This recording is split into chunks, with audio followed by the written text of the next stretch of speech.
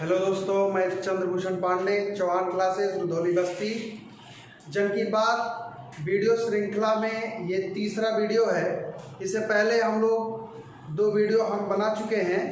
एक वीडियो था जिस पे हम लोगों ने चर्चा किया था कि एजुकेशन सिस्टम में कौन से परिवर्तन होने चाहिए, और दूसरा वीडियो हम लोग बात किए थे कोरोना पे। आज पहले वीडियो की श्रृंखला को आगे बढ़ाएंगे। पहले वीडियो में हमने बताया था कि एजुकेशन सिस्टम में जो कमियां हैं, जिसकी वजह से हमारे देश के नागरिक, हमारे ही देश के लोग हमारी सेना पर पथराव करते हैं, विरोध करते हैं, जगह जगह दंगे करते हैं। तो उसके लिए हमने कहा था कि मैं अपना एक स्पष्ट नज़रिया देने की कोशिश करूंगा एजुकेशन सिस्टम में क्या होना चाहिए। दोस्तों, वर्तमान समय में जैसा कि हम लोगों का एजुकेशन सिस्टम है, उसमें 2 ही चीज़ें ज़्यादा हैं। एक, बच्चों के अंदर डर, और दूसरा लोभ, लालच। डर कैसा? तुम फेल हो जाओगे। लालच कैसा? अगर तुम पढ़ोगे लिखोगे तो नवाब बनोगे। जब तक एजुकेशन सिस्टम में ये 2 चीज़ें होंगी, एक डर और एक लालच, तब तक हम एजुकेशन को सही दिशा में नहीं ले जा पाएंगे। और ये एजुकेशन हमारे देश के नागरिकों को, हमारे देश के आने वाली पीढ़ी को सही दिशा नहीं दे पाएगी। लोभ कैसा? डर कैसा? क्लास में बच्चे पढ़ते हैं, अध्यापक क्लास लेता है तो बार बार बच्चों के दिमाग में डाला जाता है कि नहीं पढ़ोगे तो फेल हो जाओगे, असफल हो जाओगे, और जब असफल हो जाओगे तो देश दुनिया में तुम्हारा कोई सम्मान नहीं रहेगा। ये डर दिखाते हैं। दूसरा, अगर पढ़ोगे लिखोगे, खूब आगे बढ़ोगे, खूब ज़्यादा इज्जत होगी, खूब ज़्यादा पैसा कमाओगे, बड़ा सम्मान मिलेगा, देश में नाम होगा। ये चीज़ें जब तक हम बच्चों के दिमाग में डालेंगे, एक तरफ डर और एक तरफ लालच, तब तक बच्चों के दिमाग में जहर बना रहेगा। जब तक हम चपरासी को अपमानित करेंगे, राष्ट्रपति को सम्मान देंगे, तब तक देश में विद्रोह होते रहेंगे, तब तक देश में वैमनस्यता फैलती रहेगी। सबका अपना एक काम होता है, चपरासी का अलग काम है, राष्ट्रपति का अलग काम है। लेकिन अगर हम तिरस्कृत करेंगे चपरासी को, सम्मानित करेंगे राष्ट्रपति को, तब तक चोरी, बेईमानी, अपराध ये नहीं रुकेंगे।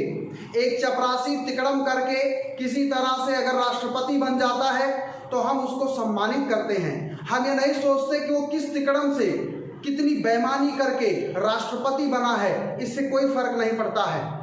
हम उसे गलत दिशा में प्रेरित करने लगते हैं, और यही चीज़ आज हमारे एजुकेशन सिस्टम में, हमारे समाज में घर कर गया है। हम जब तक ऊंचे पदों पर बैठे हुए लोगों को सम्मानित करेंगे, नीचे के लोगों को, सफाई कर्मी, हमारे समाज में रहने वाले चपरासी, किसी भी सिस्टम में जो एकदम आधारभूत लोग हैं, जिनसे कोई भी सिस्टम चलता है, ऐसे लोगों को हम उतना सम्मान नहीं दे पाते। बड़े पदों पे बैठे हुए लोगों को ज़्यादा सम्मान देते हैं। तो जो छोटे पद पर जो व्यक्ति है वो बड़ा बनने की कोशिश करता है, और बड़े बनने की कोशिश में वो अपराध पे अपराध करता जाता है। मेरे कहने का ये बिल्कुल उद्देश्य नहीं है कि छोटे पद पे रहने वाले को बड़ा पद नहीं चाहिए, या बड़े पद के लिए प्रयास नहीं करना चाहिए। प्रयास करिए, लेकिन जब आपके दिमाग में ये जहर रहेगा कि हम किसी भी तरह से, हमें सम्मान पाना है, हमें किसी भी तरह से, चाहे सही चाहे गलत, कुछ भी करके हमें वो पद प्राप्त करना है, तो वहाँ पे गलत हम करना शुरू कर देते हैं। आज राजनीति में यही चीज़ है। छोटे छोटे नेता, चिटपुटिए नेता बेईमानी करके, किसी भी तरह का तिकड़म लगा करके, कुछ भी करके वो कोशिश करते हैं कि हम किसी तरह से विधानसभा में, किसी तरह से संसद में पहुँचे, और इसके लिए वो तरह तरह की तरकीबें अपनाते हैं। जातिवाद उसी का नतीजा है। आज जितना विद्रोह है राजनीति के प्रति, जनता के मन में जितनी उग्रता है, उसका कारण यही है कि जब तक हम लोगों को संतुष्ट होना नहीं सिखाएंगे, जब तक उनके अंदर के लालच को खत्म नहीं कर देंगे, अब उनके एजुकेशन को ऐसा न बना दें, तब तक हम इन सब समस्याओं से जूझते रहेंगे। हर कोई रेस में दौड़ने के लिए तैयार है, एक दूसरे को लंगी लगा सकता है, किसी को गिरा सकता है, उसे आगे बढ़ना ही बढ़ना है, चाहे जैसे बढ़े।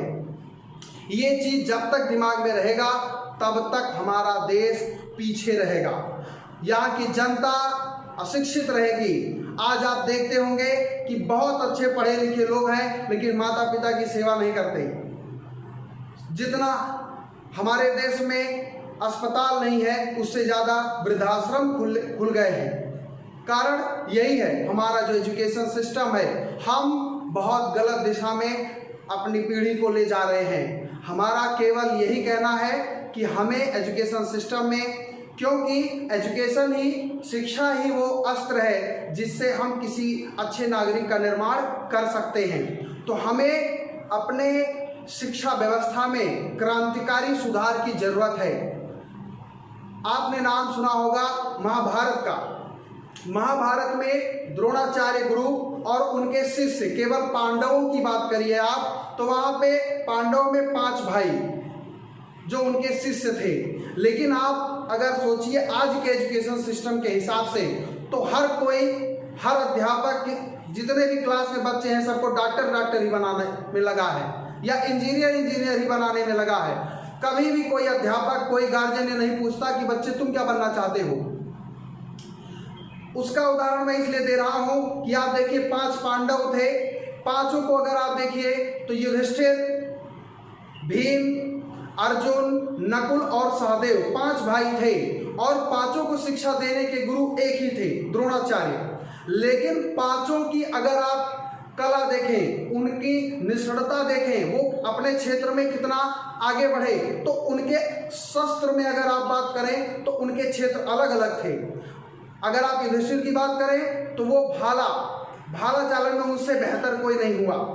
भीम की बात करिए गदा, अर्जुन की बात करिए तो धनुष, इसी तरह से नकुल और सहदेव की बात करिए तो कटार और तलवार चलाने में ये लोग अपने आप में बहुत ही माहिर थे।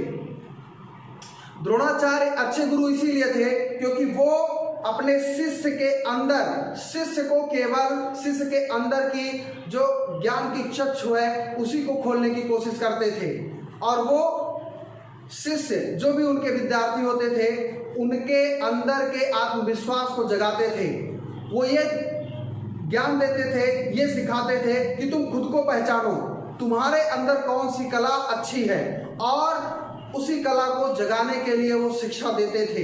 अगर आप सोचिए कि अर्जुन गदा चलाते, भीम धनुष चलाते, तो क्या ऐसा हो पाता? महाभारत में पांडवों की जीत कभी नहीं हो पाती। इसी तरह से हमें, जब बच्चे हमारे यहाँ अध्ययन के लिए आए तो पहले उनके विचार जानने चाहिए, हमें उनके स्वभाव को पकड़ना चाहिए, वो क्या करना चाहते हैं, और उसके लिए, उसके हिसाब से उन्हें उस धारा में, उस स्ट्रीम में उनको भेजना चाहिए।